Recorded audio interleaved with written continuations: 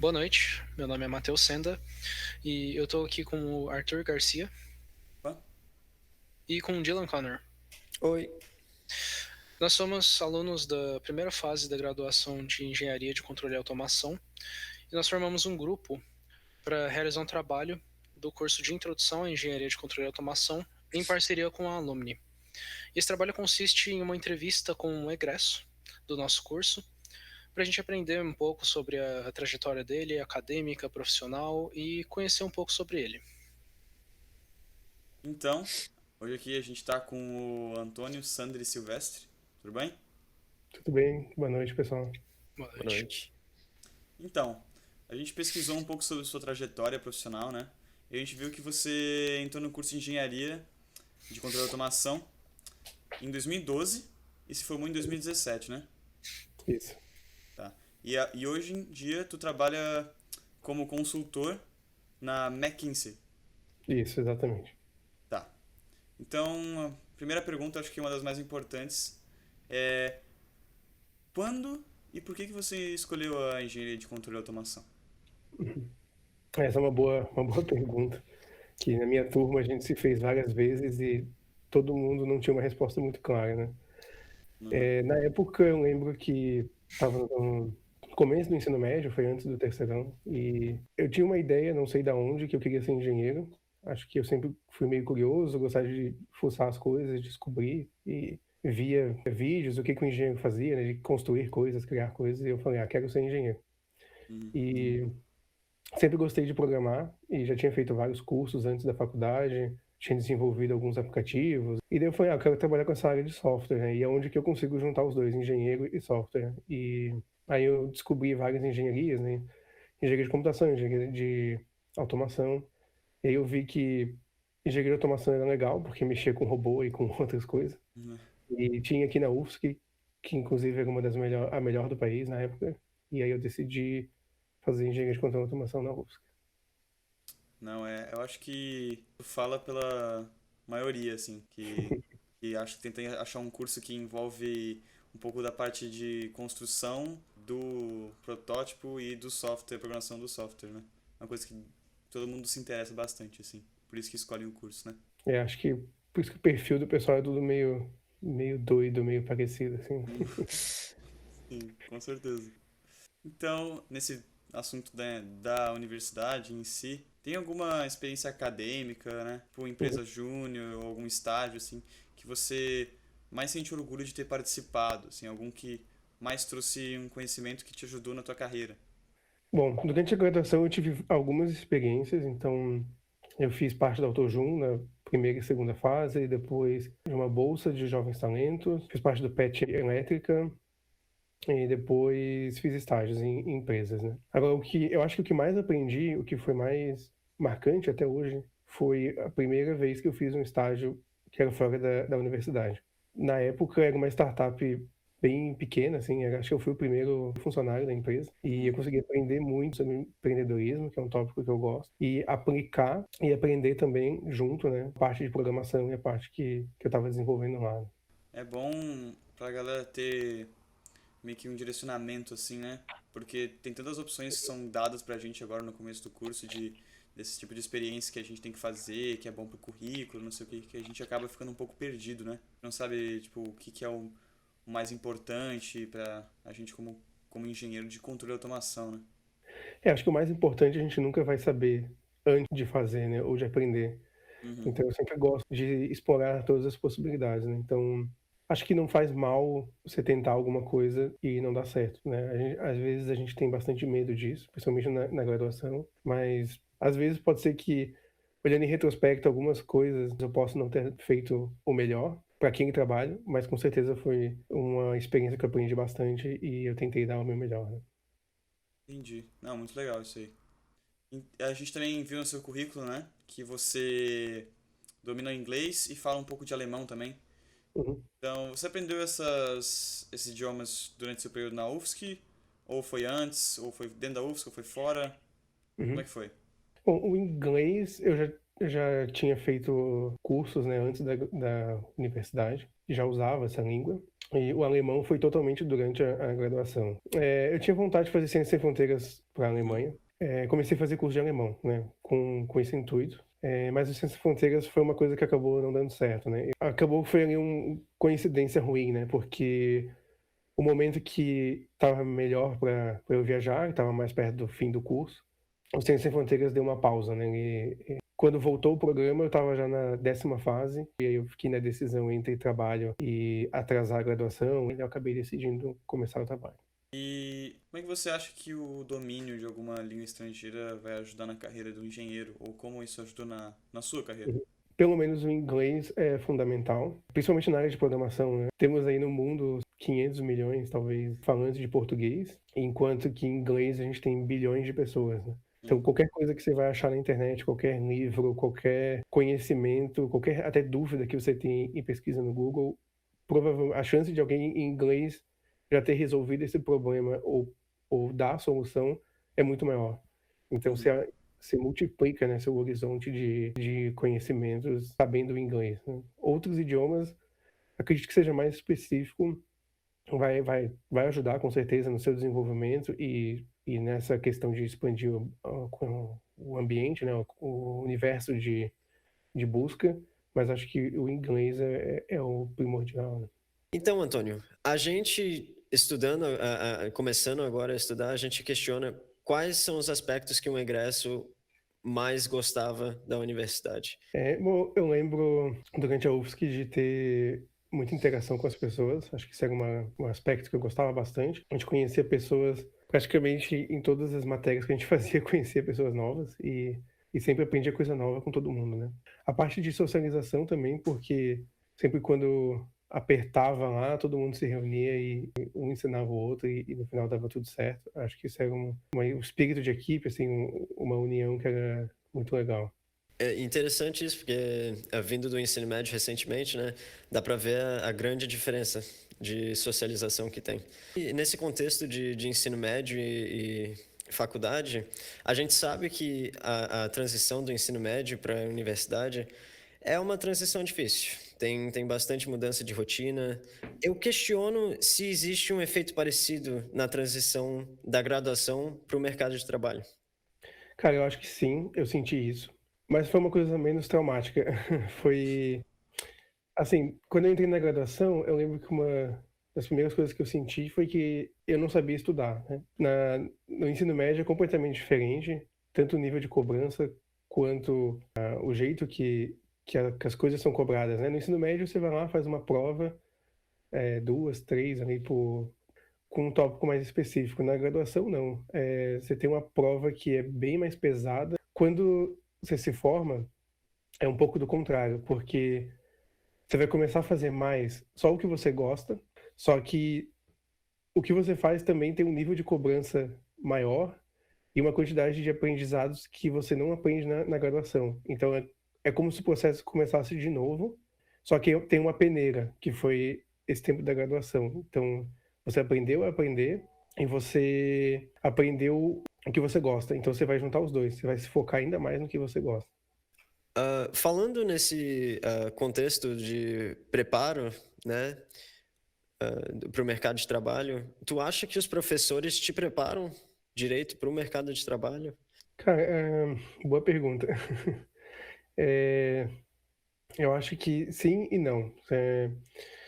O primeiro porque durante o curso você aprende a ser um engenheiro, né? Você aprende lá o pensamento de engenheiro, que eu acho que é uma coisa muito válida e que me ajudou e que eu uso, né, até hoje, todos os dias. Então, você aprende a quebrar o problema, a estruturar o problema, a ter essa fundamento todo, né? Por mais que às vezes você não use lá a parte de controle, de matemática todos os dias, mas você aprendeu a como pesquisar alguma coisa, você aprendeu como aprender, né? Então, a gente aprende a otimizar o nosso aprendizado, e acho que isso é fundamental no dia a dia, né? Isso que eu chamo de pensamento de engenheiro. Agora, na parte de ferramenta em si, ajudou, mas de forma limitada, né? Então, acho que o mercado ele evolui numa velocidade muito maior do que a universidade. o fundamento das coisas é o mesmo desde sempre. Então, o P&D, sei lá, é o mesmo desde sempre. Os fundamentos de programação, né, o bit, o byte, a parte toda de engenharia de software, a parte de base, isso é a mesma desde sempre. O que muda são as ferramentas e a forma que o mercado usa isso, né? Então, por exemplo, 20 anos atrás era super utilizado para banco de dados ou para coisas específicas, né? Hoje o mercado já usa dados para outras coisas além de banco de dados, como toda a parte de ciência de dados, engenharia de dados e coisas mais avançadas, né? Então, esse é um exemplo que na graduação teve uma disciplina lá de banco de dados. Aquilo ali foi uma base, uma coisa simples que eu precisei aprofundar muito mais, né? Então, acho que ajuda limitadamente, né? Então, você tem que pesquisar depois, mas o método de pesquisa, né? O método de você estender esse conhecimento, você também aprende no curso, né? E sabendo desses métodos de pesquisa que se aprende, né, na faculdade e experiências que tu teve no mercado de trabalho, tu consegue dizer o quão flexível o engenheiro de controle e automação é no mercado? Cara, eu acho que o engenheiro de automação deve ser um dos profissionais mais flexíveis, né? Porque a gente pode atuar em diferentes áreas, então, desde software, hardware, controle em si, né, a parte de montagem de máquinas e empreendedorismo, né, que eu acho que é uma coisa que no curso foi bem forte até hoje. Acho que da parte de flexibilidade, o curso é excelente, porque ele é super abrangente, você aprende a aprender mais, a pensar, você tem um leque gigantesco dentro da automação, então ele é muito mais amplo do que, por exemplo, engenharia elétrica, engenharia mecânica. E nesse processo você vai descobrindo o que você gosta mais. Então, o curso tem um leque grande e naturalmente você vai ter mais aptidão ou gostar mais de uma área do que de outra. Então, durante o curso você vai focar mais nessa área.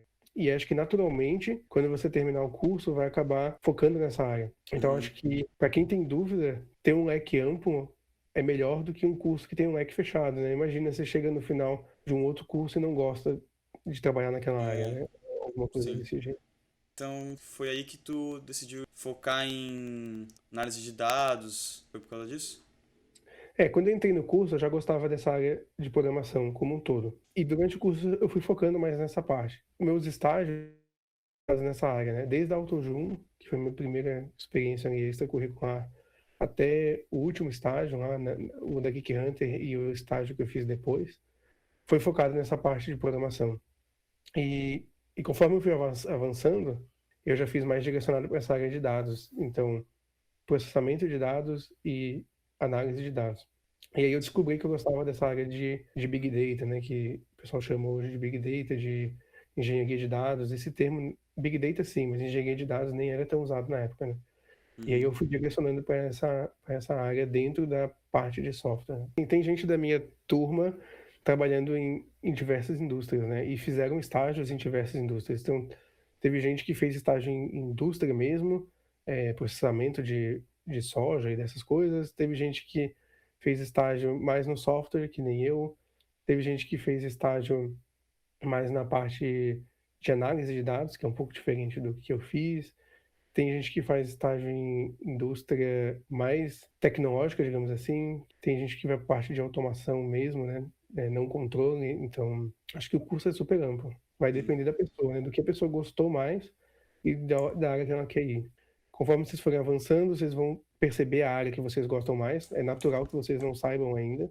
E no final do curso, vocês já conseguem até focar isso com as próprias disciplinas do curso, né? Isso, inclusive, já dá um alívio, né, pra gente, que às vezes parece que a gente tá perdido, mas sabemos que estamos no caminho certo, pelo menos. Mas eu acho que é normal se sentir perdido.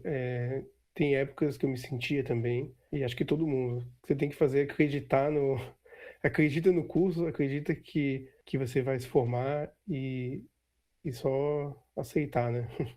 Até você conseguir achar o caminho, digamos assim. Se você pudesse voltar no tempo, tu ainda faria o curso de Engenharia de Controle e Automação ou tu tenderia mais para um ciência da computação ou alguma coisa mais ligada com o Big Data? Não, essa é uma ótima pergunta. Eu já me fiz essa pergunta várias vezes. Se eu voltasse no tempo, com o conhecimento que eu tenho hoje, eu ainda assim faria automação. Principalmente por aquele tópico que eu comentei um pouco antes de conceitos, né? O que é mais importante que eu vejo no meu trabalho ou em qualquer trabalho é a pessoa saber os conceitos bem e entender o que está acontecendo, né? Por que que aquela coisa, né, o que a pessoa está estudando foi feito daquele jeito, né? Então, um exemplo que eu usei aqui, sei lá, redes, né? Ou até dentro da parte de software, da parte de protocolo de comunicação, alguns exemplos de coisas que eu passei. Às vezes a pessoa aprende aquilo com um viés dentro de tecnologia e assume que aquilo é verdade e nunca questiona os conceitos, enquanto que na automação a gente está aprendendo, às vezes, o mesmo conceito de duas, três formas diferentes e a gente acaba aprendendo mais o conceito do que a forma dele, né, do que a implementação. E eu acho que foi uma coisa fundamental para desenvolver esse questionamento e essa coisa que eu faço hoje, que eu gosto de sempre querer saber a origem das coisas, o conceito e aprender a base e me focar menos na parte de implementação, né? Na parte física, digamos assim. Interessante. Obrigado. Muito legal, muito legal. Então, nossas perguntas principais meio que se encerraram, assim. E a gente queria pedir para você deixar uma mensagem final para os estudantes, assim. Para os estudantes que estão agora na primeira fase, estão começando agora, o que você tem a dizer para eles? Cara, eu quero dizer que vocês têm que aproveitar esse tempo que vocês têm para aprender o máximo que conseguirem. Se tiver desanimado em alguma etapa do curso, não desiste, né? Continua, que acredita que vai dar certo.